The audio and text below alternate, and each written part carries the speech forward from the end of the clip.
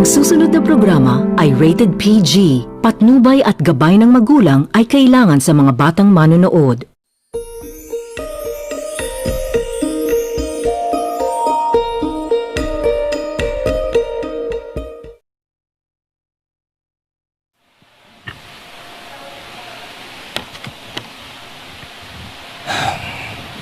Magandang tanghali po sa inyong lahat.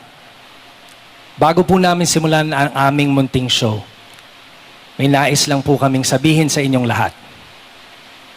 I stand here on behalf of my co-hosts para magbigay ng maikling mensahe sa inyong lahat. Pero bago po ang lahat, nais ko pong muling magpakilala po sa inyo. Ako po si Billy Crawford. I've been in the business for 34 years now, itong December. I started in GMA sa That's Entertainment bilang child actor, star. Growing up, I was very blessed na nabigyan ako ng magandang opportunity to take on a musical career sa labas ng Pilipinas. Napakarami ko rin po natutunan doon bilang artist. After how many years sa aking pagbabalik, buong puso akong tinanggap ng aking bagong mga kapamilya, ang ABS-CBN. Na tumayong parang pangalawang magulang ko na.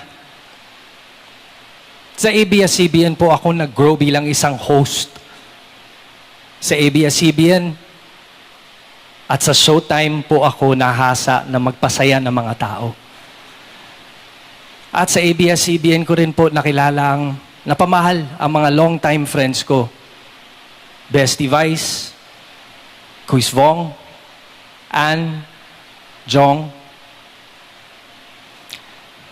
Jugs, Teddy, Ryan, Kuya Kim, Eruption, at higit sa lahat, sa ABS ko po nakilala ang aking mahal na asawa. Kaya buong puso ko pong gustong pasalamatan ang aking kapamilya sa ABS-CBN sa pagtanggap sa mahalagang naituro niyo po sa akin bilang host at bilang tao. Kaya I am here to humbly thank you, mga kapamilya, for all the learnings and experiences you have given me. Kung napapansin niyo ay medyo madilim, ano po. Alam natin lahat na we are facing dark times ngayon sa panahon ng pandemya. I am here to speak on behalf of my co-host na mga kasama ko po ngayon. Tulad niyo po, mga kababayan, kami rin po, mga artista ay nakaranas ng kadiliman. Talagang walang pinalagpas tong pandemyang ito para sa ating lahat. Ika nga lahat po tayo tinamaan. Tulad po ninyo, aming mga mahal na manonood, kami rin po ay nakaranas na mawalan ng trabaho. May iba sa amin nagkasakit. May iba sa nawawala din ng pag-asa from time to time. We are all facing dark times. Pero as expected, the grace of God will always deliver even in dark times. Kaya po, may nagbukas ng pinto para sa amin, para muli kaming makabangon. May bagong tahanan na muling tumanggap sa amin para muli kaming magpapasaya at magbigay ng pag-asa.